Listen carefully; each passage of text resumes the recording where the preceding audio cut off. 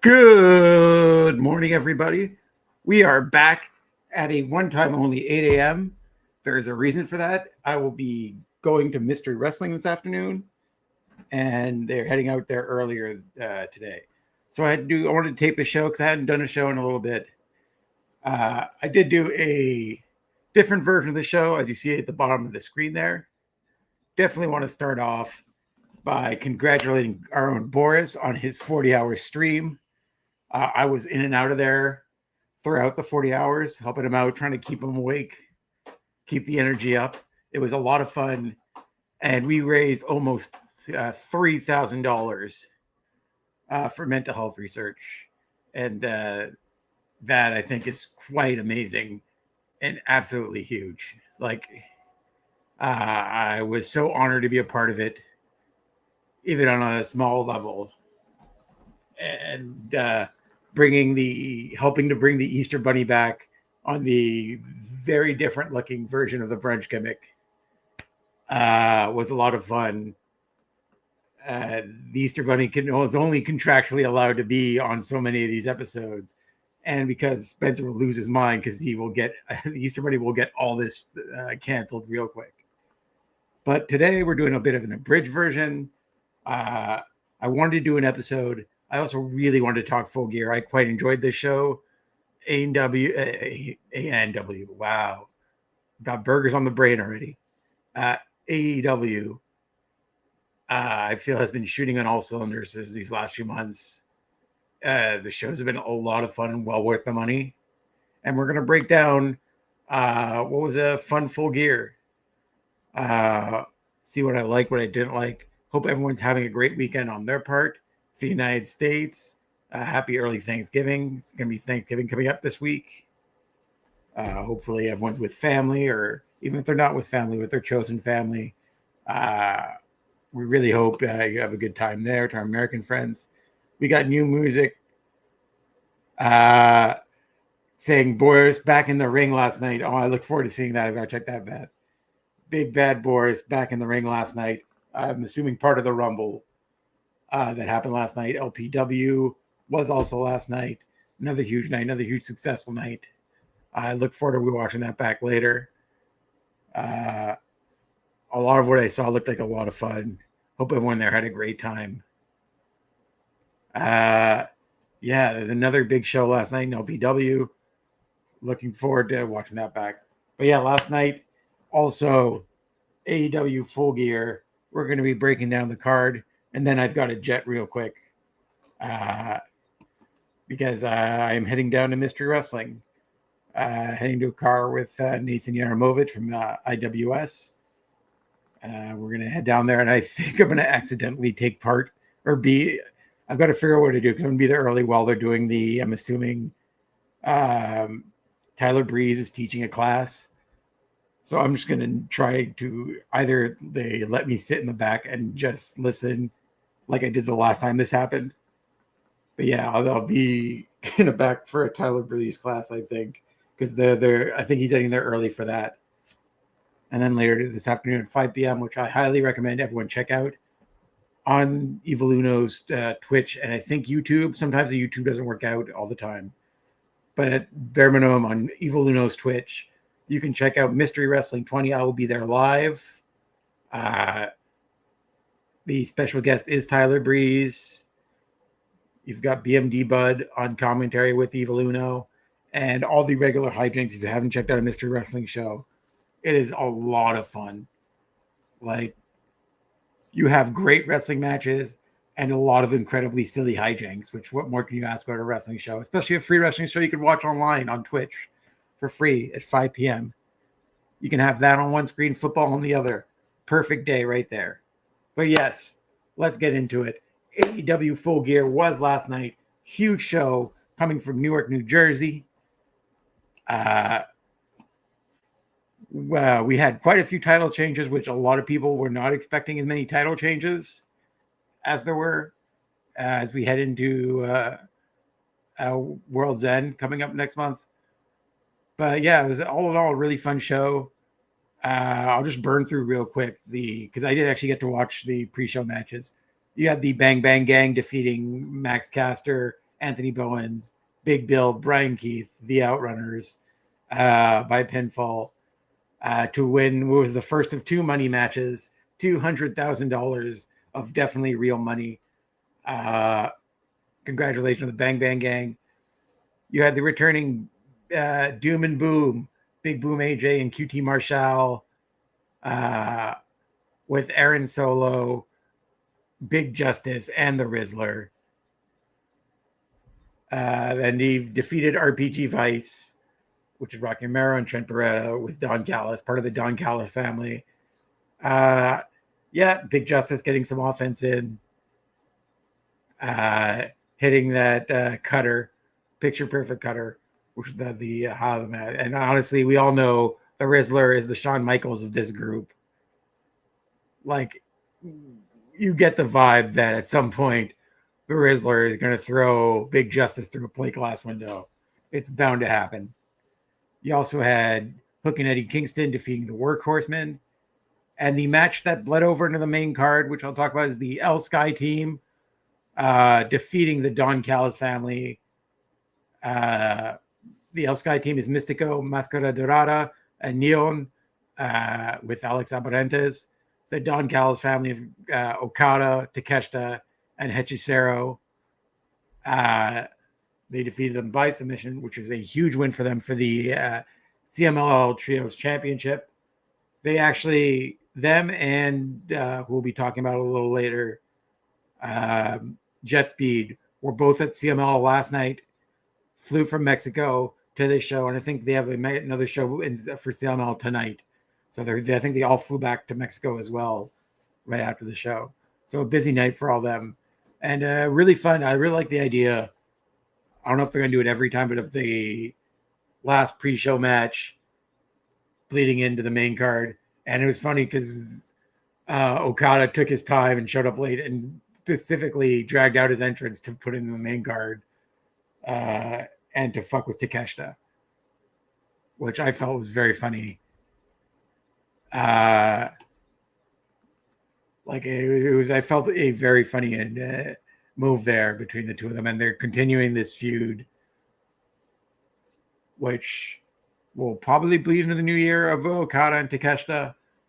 And they both later on declared for the C2, the Continental Classic, as well as one other person we will talk about later for other reasons. But yeah, it was a fun way to start out. I like them highlighting El Sky team in the beginning. It was an exciting way, big energy way for the non-official opening match. What was the opening match was Pac defeating Darby Allin, which I don't think a lot of people necessarily saw coming. I think a lot of people just assume Darby's been on such a hot streak lately that he's just going to beat Pac. But I like the fact that Pac won this. And it was a very fun match. It was Pac, they made it clear, this is going to be we're not fighting a hardcore match. We're fighting a straight, regular wrestling match, a straight singles match. And in the end, it was Pac using the baseball bat. Darby Allin brought Sting's baseball bat to defeat Darby Allin with.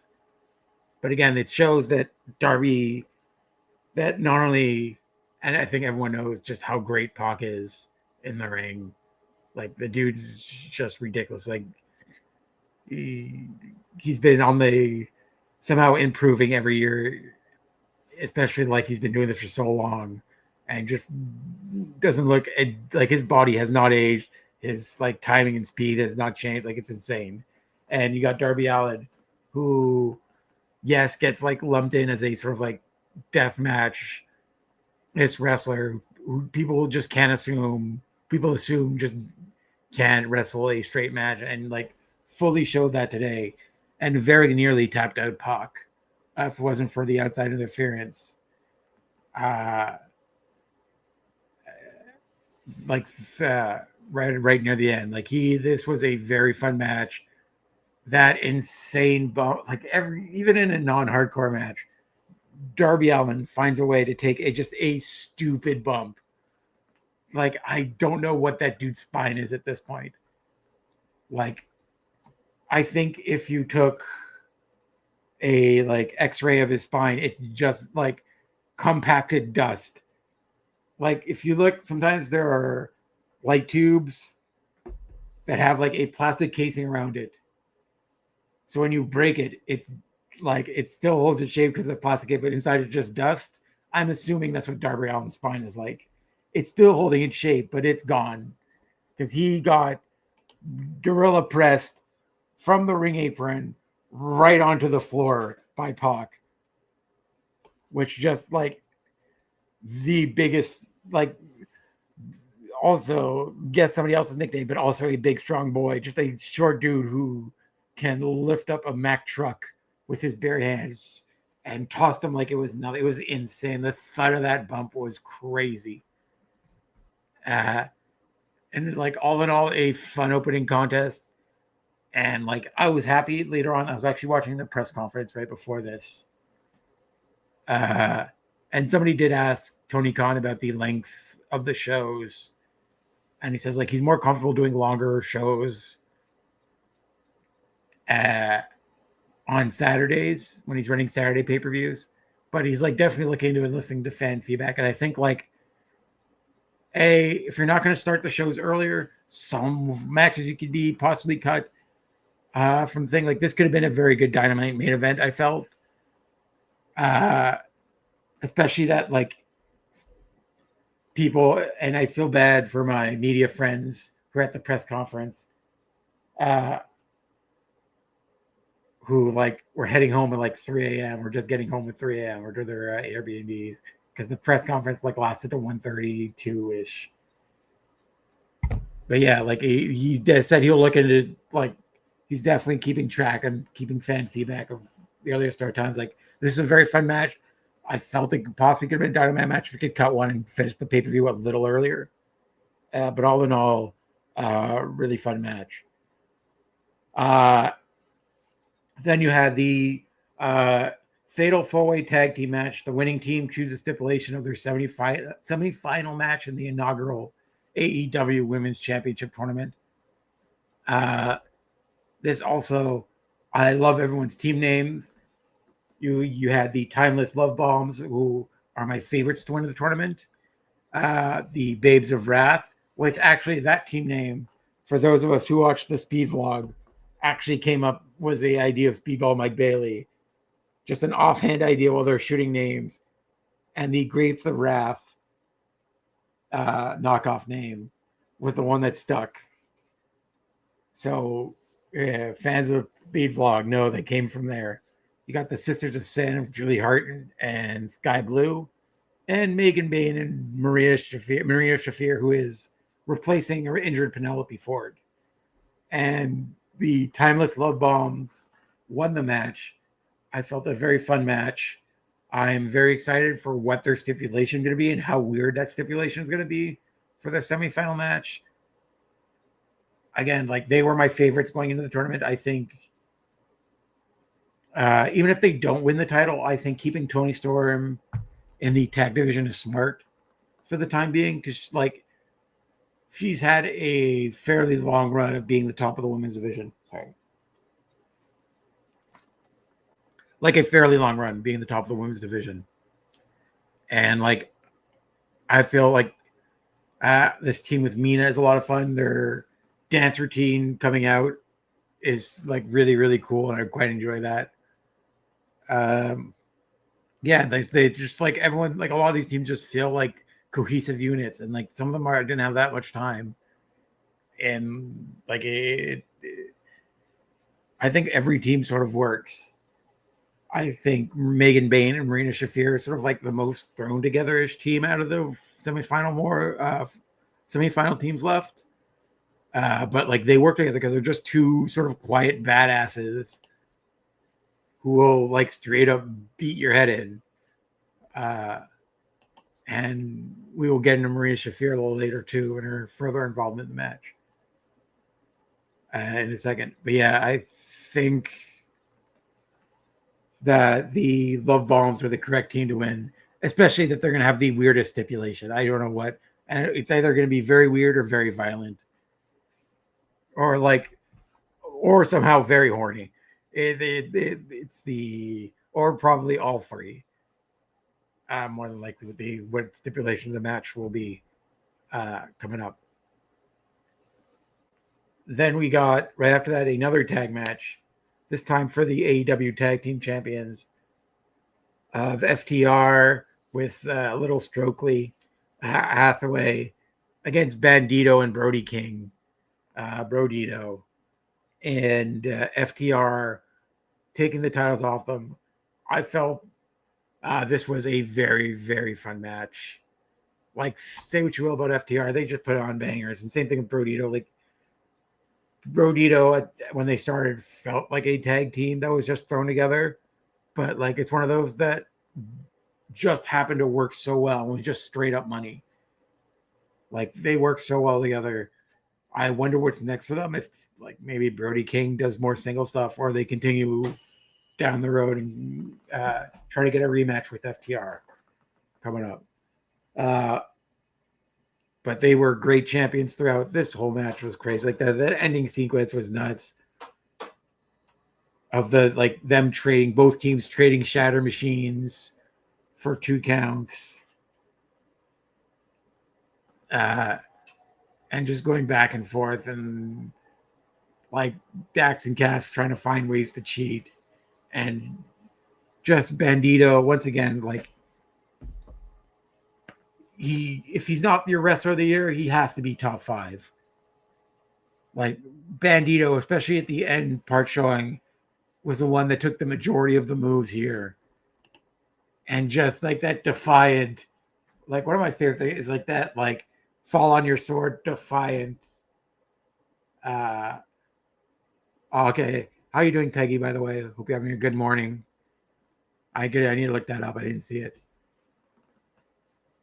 But just the defiant fuck you right before he takes the final move there, and they put him down for the 1, 2, 3. It was a, like, beautiful gesture, especially with that entire closing sequence of just taking big move after big move and just kicking out every time. Like, Bandito, definitely one of the wrestlers of 2025. Like, this past year, like, he has been killing it on all fronts. Like, ROH, CMLL, AEW, just bouncing around, killing it everywhere he goes. Oh, I'm all right, Peggy. I have a little bit of a headache, but it should be fine in a few hours. I'm not, honestly, right after this, I said earlier, I'm literally getting ready and going to be meeting up with Nathan, and I'm heading down to Mystery Wrestling today. And I'm very excited about that. Mystery Wrestling again at 5 p.m. on Twitch's YouTube, so you can check that out on Evil Ono's YouTube. Yeah, Evil Ono's Twitch. I am very tired. But yeah, how'd you feel about Full Gear last night, Peggy? But yeah, I think they're a great team. They worked out so well. They just look so cool. And I would like to see more from Brodito. I hope this is the last we see them as tag team champions. And like, FTR are very much like one of the best tag teams in AEW, and they're 3-time tag team champions for a reason. Like, I know a lot of people don't like them, don't like Cash Wheeler a lot, or Dax Harwood. They have feelings on them, but like, you can't deny that they're an incredibly talented tag team. They are 2 wrestlers that epitomize tag team wrestling. And like, I would have liked to see Brodito continue, but it makes sense that we now have a heel champion in there, because you do have quite a few sort of babyface tag teams like Jet Speed, like other ones that are bubbling to get a title shot and potentially win and get a good feud coming forward. Next up, we had the Casino Gauntlet match for the inaugural AEW National Championship, which was won by Ricochet. Go Birds, fellow Eagles fans, because we know about winning championships. This really was, I really liked the booking of this match. I was like intrigued when they had Shelton. Yeah, exactly the problem. Like, I did like that they actually asked Tony at the press conference about the late starts. And he like once again reiterated that he's like openly thinking about moving it to like earlier. Like, he's open to like starting the shows earlier on Saturdays. Because like his excuse was like it's a Saturday, so we can like finish them a little later on the East Coast. But yeah, it was a lot. Like finishing at like 1:30, like midnight, past midnight here is a lot. It's for a lot of people. Like they were, I think Ricochet was up at the podium at 1:30 in the morning doing the post show. So yeah, especially if they're working media there, it's not easy. There is no public apparently like there's also no public transit out of New Jersey at that time. So like unless you had an Uber in New Jersey and not New York, you're paying heavy Uber fees to get out of that arena late at night. But yeah, the show could have finished a little earlier, I felt, or started earlier. I don't know why you can't start earlier. But yeah, this was a very fun match. I think like teasing that Hurt Business on Hurt Business Crime, like them going at it in wrestling was cool, but having immediately Ricochet come out and then distract him long enough for his partners to jump both of them from behind was really cool. I think the jet speed sequence, them like dabbing each other up and like immediately going full speed at each other was great. Like people don't know, Kevin Knight and Speedball did have a match at Maple Leaf Pro Wrestling. There's actually a very famous or very good picture of Speedball just drilling Kevin Knight in the face with a kick, and like I think busted his lip open on that too. Just like pinpoint kick. And yeah, and it was Kevin Knight actually referenced it in his like Twitter, Instagram post, saying like not this time or something like that. Like he this time he saw it coming, where he did the sort of Matrix dodging the kick. It was a great sequence. I felt that was a lot of fun. And also after the press conference, like a little bit spurred on by Renee, because somebody did ask somebody asked Tony who he thought they'd be the like breakout stars of 2026 coming up, and Renee started out by Kevin Knight, saying Kevin Knight when Tony was trying to think of ideas, and then he like very nicely talked about both Kevin Knight and Speedball and how great he was and how he like really enjoyed that sequence as well. He talked about like those are very two big potential for breakout stars in 2026, which I hope if they don't win like tag titles, I hope they one or both of them wins individual titles coming up next year. Like I think he already has at least they both already have a set up feud with Ricochet for the national title, right? Yes, I'm right. They already do both have a set up feud going with Ricochet. Like I think it's going to continue with whatever's going on with them in the Hurt Business, Hurt Syndicate. So I think that's going to continue with Ricochet. I think putting the title on Ricochet is the right move. I think there are a lot of people who could have like you wouldn't have argued if they won that match and won the title. Like there are a lot of people there, but I think Ricochet's been doing such great work recently. Like his character, he's really honed in on something here. And like that throughout the whole match is being the perfect cowardly heel and try to avoid everything and try to avoid everyone. Like sometimes just making like a stupid mistake and getting caught up was very smart. Yeah, this whole casino match was so much fun. Like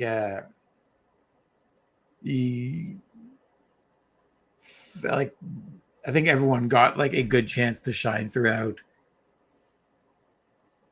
And you can make the argument that adding another title that like it's like a little too much, but like I like the interesting stipulation of where like this is a travel title where he takes it around to all different promotions to defend. So I honestly don't hate that. But yeah, it was all off. I think Ricochet's the right winner, and like it's going to be a fun thing of him being the cowardly, and then immediately in the press conference later, he says this isn't going to be. he says Oprah thing where everyone gets a title shot, but yeah, like sort of like he's not doing an open challenge where he's got a strict criteria of the people that should qualify for a title shot. So that's gonna be fun of him trying to desperately dodge people challenging him and like getting tricked into matches or getting forced into matches. But yeah, it's good. I'm very excited for Ricochet and what's going forward for him. Then we had sort of like what a lot of people felt would be an upset in Kyle O'Reilly once again defeating Jon Moxley in a no holds barred match via submission. This is our first of 3 very bloody matches. I'm so happy they're seemingly putting a rocket on Kyle O'Reilly. I'm honestly intrigued where this goes going forward.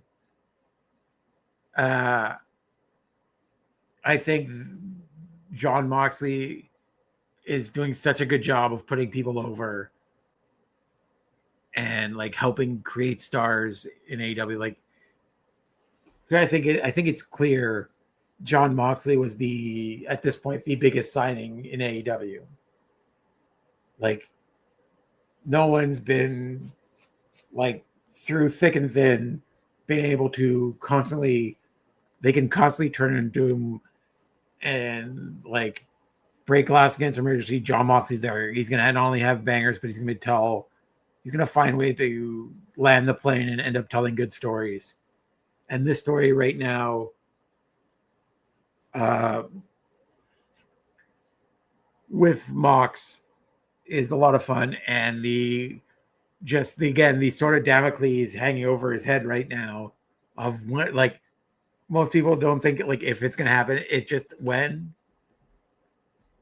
Yeah, I was about to mention that's really sad. Like, that sucks.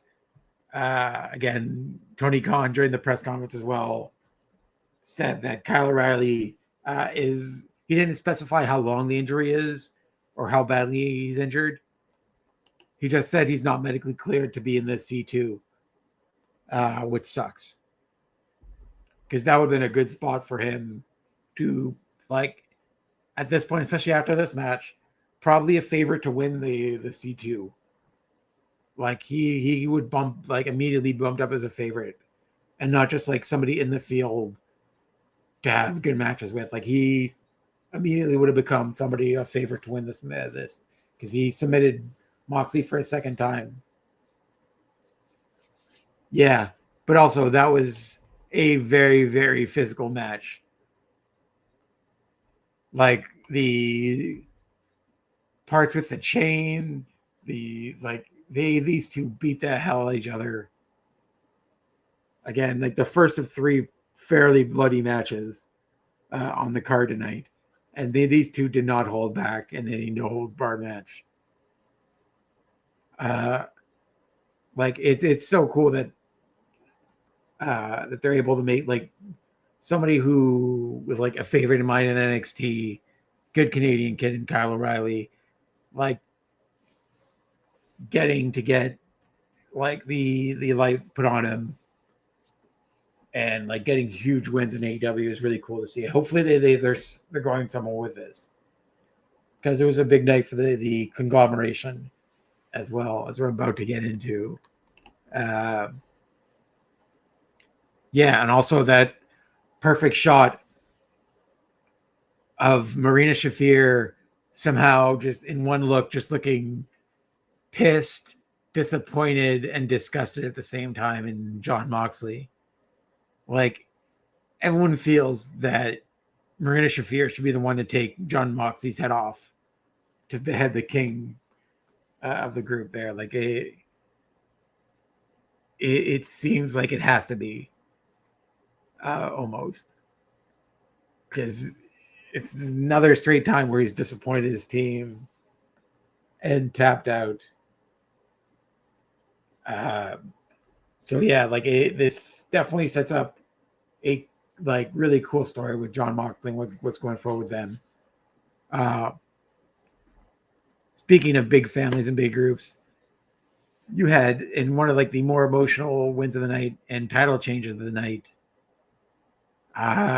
you had Mark Briscoe defeating Kyle Fletcher in what a lot of people feeling as a big upset, via pinfall in a no disqualification match to become the new AEW TNT champion, which they did talk about as well in the press conference.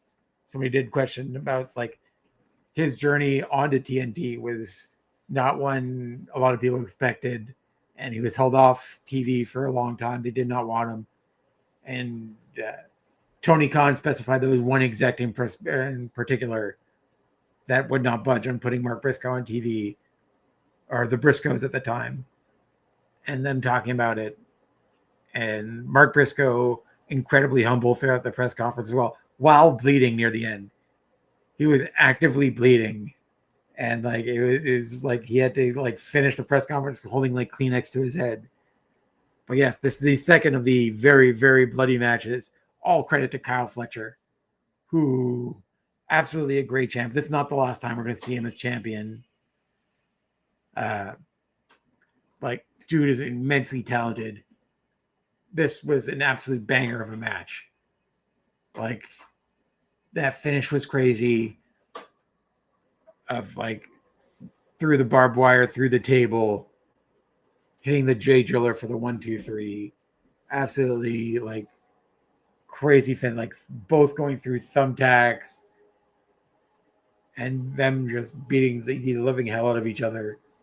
And this is the sixth of their matches. Now they're now tied 3-3 in their series of what I guess is a best of 7 series. Because I think they have to go one more time. Mark Briscoe just being the most like likable person on the planet. Like and like especially after like sometimes promotions sort of tell themselves a little bit. But like that opening video montage right before his music hit, I'm like, there's no way this dude's losing.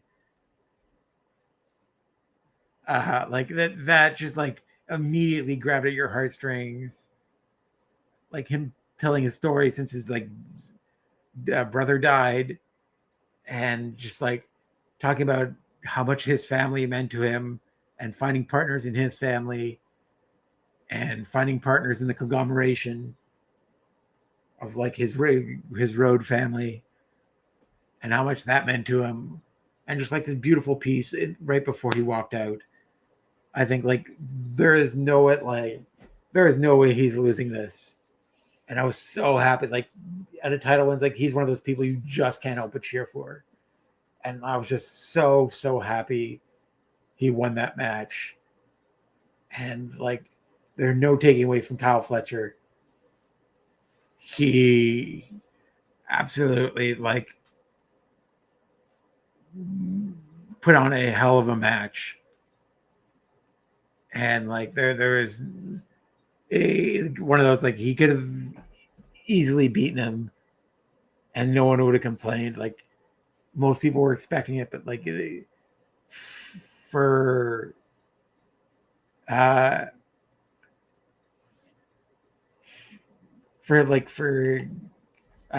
Mark to get the TNT win, like his first singles main roster championship,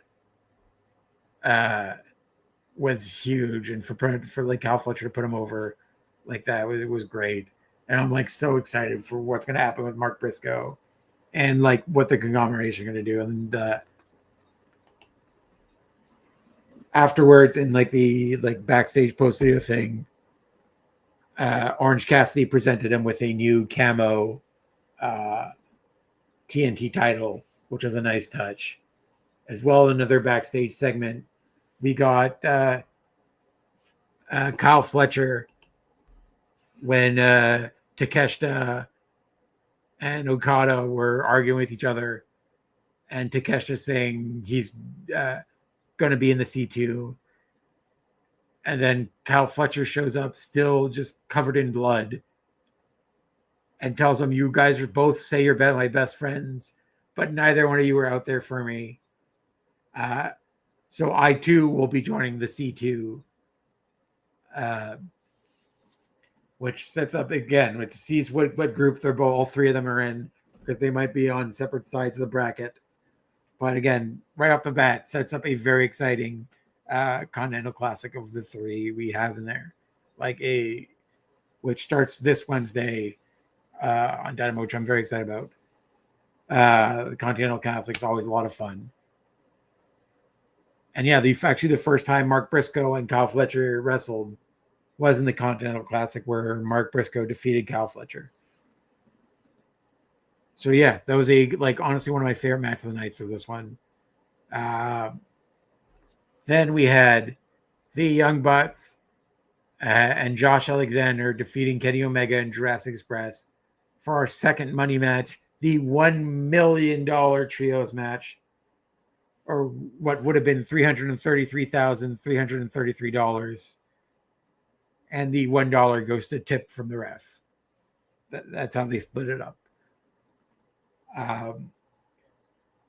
Again, this was a very fun trios match. I know a lot of people they're overdoing the money matches as a thing to build stakes.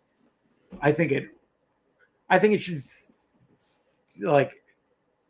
up till this point, I felt it was good to just keep it on the money matches just in the up, because it makes sense for them, because the whole thing is that they're broke and they're sort of struggling because they lost their position in the company. But yeah, I like seeing Josh Alexander highlighted. I mentioned last time, especially both in AEW, but especially in being in the Don Callis family, it is so easy to get lost in the muck there. There are so many people in the Don Callis family and so many incredibly talented main event stars on the Don Callis family. It's a straight up all-star team. And Josh Alexander was the guy who ran TNA for so long for the last few years, was the face of TNA. And it's sort of weird that he's sort of lost in the motion here, or lost in the muck of this big group. But I'm happy that he got a match on the main card of a pay-per-view. And I like the idea of the Young Bucks winning. And then after winning the match, realizing that there are some things money can't buy, and that thing is friendship. And after teasing it for the last few months, they finally go back and drop the money there and go to help Kenny Omega after a post-match beating. After the Don Callis family jumps Kenny Omega, they hesitate for a while. Don Callis is trying to tell them, just leave with the money. Join the family. We're going to go celebrate. Don't look back there. Nothing concern you. And finally, they realize, despite being poor, being elite is what really matters. And what looks to be a reformation of the elite, as the Young Bucks come back to help out Kenny Omega and Jurassic Express to ward off the Don Callis family. And so Jurassic Express and Nick Jackson immediately shake their hand. Kenny Omega slaps away their hands, but they all end up hugging in what was a very nice moment to end this match. And I'm excited what's coming forward, because it looks like we're going to get the Elite versus some version of the Don Callis family coming up. I do like this feud. I do like them becoming one big group again. That's definitely a lot of fun. I really like the story they're telling with the Young Bucks as of late. This has been the most compelling Young Bucks story in a little bit, and it's been fully fun throughout. Followed up, we had what I felt was the co-main event. Easily could have been the main event tonight, but for reasons we're going to get into, I understand why it's the main event. You had the champion Kris Statlander defeating Mercedes Mone for the AEW Women's Championship. I fully felt that this was the right call. I don't know if everyone in the chat thought Mercedes, but throughout the whole thing, I thought Mercedes I thought Statlander was going to win. I felt A, was too early for Statlander to drop the title. B, and it's what they're doing is the most compelling thing story they're telling here is, and Kris Statlander did mention it several times throughout her press conference. So the one thing Mercedes can do is be women's champion. Like the title that's supposed to be the top of the division. She could have all the titles in the world and all these wins, but she can't get over that last hump. Sorry. So like it almost feels like like in her head, it almost feels like all the other championships are almost meaningless. And it's gonna start. I feel it's gonna start eating away at Mercedes Mone. But again, this match was great. There was no way this match wasn't gonna be great. Like they went at each other. They were telling the story of Statlander's injured arm throughout, and she was still selling in the press conference afterwards, which I liked.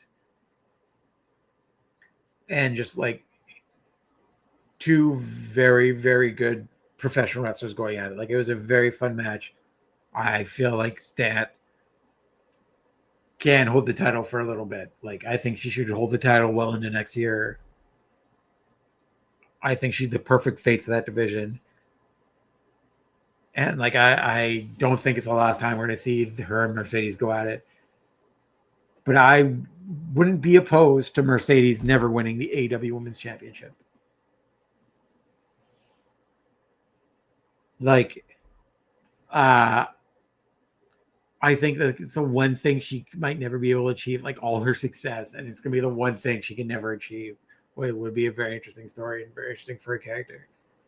But all in all, like Mercedes just having another banger, Kris Statlander solidifying herself as the women's champion in AEW, just the top of the top and truly the best. Like this was a win I felt she needed, because people will still say Mercedes that the TNT champion is on top of her, but to once again solidify the women's champion is the best champion in the company, is the top of the women's division.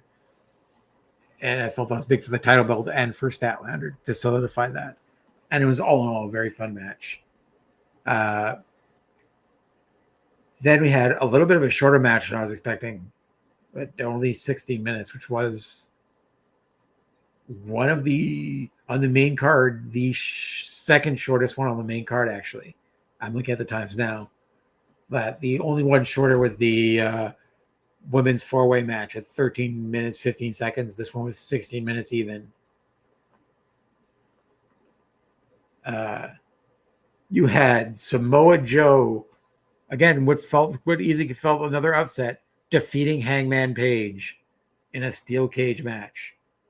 Which, boy howdy, did Samoa Joe bleed in this match.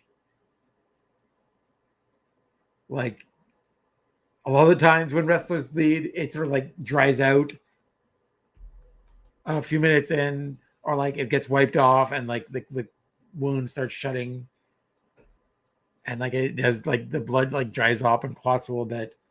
So like by the end of the match, he's not like the blood's almost gone, or like you can barely tell, but like he was fully like I was worried, especially after like in the post-match stuff. But he was fully gushing, like straight into the post-match stuff, still openly bleeding. But man, like I really like Hangman Page as champion. I am not like, this is one of those things where like I was happy either way. I'm completely happy with Samoa Joe once again winning the title. Like AEW is doing the thing that WWE should have done and like rectifying the mistake. Like he's getting the run that he should have had in WWE, which is Samoa Joe is a straight killer.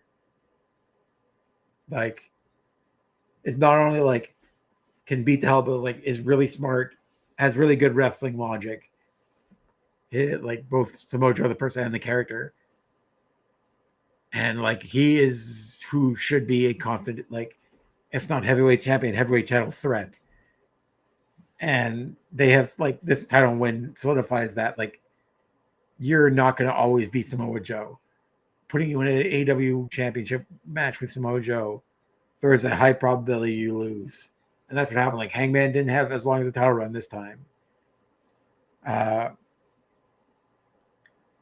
And like that's fine. It sort of like it sucks a little for him, But like all in all, like Samoa Joe is the right person to win. Like he's a straight up killer, and like I felt the hijinks at the end, like it made sense, but like it did take away from the match a little bit. And I felt like the end was like it was like a lot quicker than I thought it'd be the match. But like it was still like a lot packed into not as much time. Like an under 20-minute match, there was a lot packed in there. And these two like beat the hell out of each other. I think like Hobbs opening the door, giving like to bring in the championship, which like at first like looked like, oh, he gave him space to do the buckshot lariat, which he did, which like, oh my god, he's gonna win this. No, the referee's still down. And then Hook returning and once again reiterating himself that he is an op. And the ops, as you should definitely know by now, are in fact never lacking. And Hook hitting Hangman Page with the title, then laying the title on the ground for Samoa Joe to hit a picture-perfect muscle buster on top of the title, and getting the 1, 2, 3, and becoming the new AEW World Champion. Like, there's no way he could be angry. Like, Samoa Joe is the best. I love them, like the visual of them with the Ops Dojo guys out there, like that visual of that huge team, and just Hobbs and then like celebrating afterwards. Like I wonder where this leaves Eddie Kingston. I hope, honestly, I hope this like I know we've got MJF returning sometime soon, probably around World's End, if not at World's End. We'll see MJF return. You've got Hangman wanting his pound of flesh, and just as Samoa Joe is celebrating, we got the return of Swerve Strickland with a new theme song, making his way slowly to the ring. Samoa Joe sort of presenting an unconscious Hangman Page to him, like, here, you can have him. And then swerving Samoa Joe and immediately jumping the Ops Dojo and fighting them and taking them one by one all out as Joe makes his way up the ramp with the title looking shocked. As we've got now returning Swerve, Hangman wanting a piece of them. Honestly, I would like to see Eddie Kingston, and it would be an insanely good match. And like as Eddie Kingston gets more like some of that ring rust off of him from his ring injury, I think by next year, I would like to see Eddie Kingston defeat Samoa Joe for the title. I know like you've got Swerve, Hangman, MJF hanging in the wings. They're all going to be chomping at the bit to get a piece of Samoa Joe. But I'm going to go dark horse here. I'm going to go Eddie Kingston to beat him. But I think Eddie Kingston deserves, even if it's not a long run, even if he loses at the next pay-per-view or like the next week afterwards, I think Eddie Kingston upsetting Samoa Joe would be absolutely awesome. And like you've got the story with Hook sort of like also turning on him, like Eddie Kingston having to deal with his trust issues again as this person who is sort of taking under his wing just turned on him. Like it sucks for Eddie. But again, like maybe Eddie Kingston joins the Ops. We don't know. But yeah, Hook joined once again. And it was sort of like straight up stated and hinted at that Hook was a double agent this whole time, was in the Ops the entire time. I never left the Ops. But yeah, all in all, a fun main event, very quick. I think because the mat there was running so late, maybe they cut a little bit of it. But again, it was a lot in a little bit of time. And like Hangman, again, loses nothing from this title. Like I don't put so much stock in long title reigns as much, like especially from WWE the last few years. AEW too. They sort of pushed longer title reigns at first, but like I think you could tell a decent amount of story in a short title reign, and it doesn't take away from the champion. I think Hangman Adam Page is a great AEW champion. He is one of the solidified himself as one of the faces of the company and one of like the most beloved babyface in the company. And I think there's, as we end 2025 and head into World's End, I think there's a lot of story there you can tell with Hangman Adam Page. And Samoa Joe as champion is just picture perfect. It's the perfect way to end the year. And speaking of ends, that's going to end our show. I want to thank everyone for hanging out.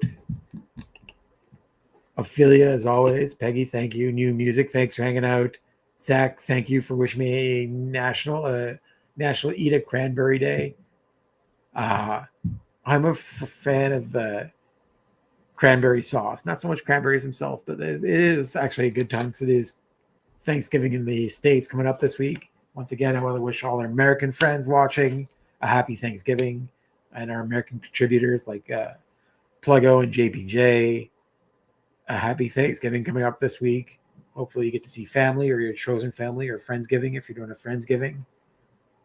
Or if you're all alone and you just you need friends to watch wrestling, we'll have plenty of wrestling content with you this week. I want to thank everyone for coming to hang out. Again, please check out Mystery Wrestling. Today, I should be there live. Maybe if you see me in the crowd, tag me and take a picture of it, tag me. Let me know. On Twitter, you can follow me at KartsANDG on Instagram and Twitter and Blue Sky as well. You can search me up on Blue Sky. Hit me up there. I should be back next week at our regular hour of 12 noon, talking about the fallout of the Thanksgiving's week episodes of AEW, as well as WWE. We also had a big week. We'll talk more WWE next week, or actually some WWE, as WWE also had a big week this week, but there just wasn't enough time. I got to get going. I want to thank everyone again for hanging out, and we'll see you back here at the same time, not same time, same place next week. Have a good weekend, everybody. Bye.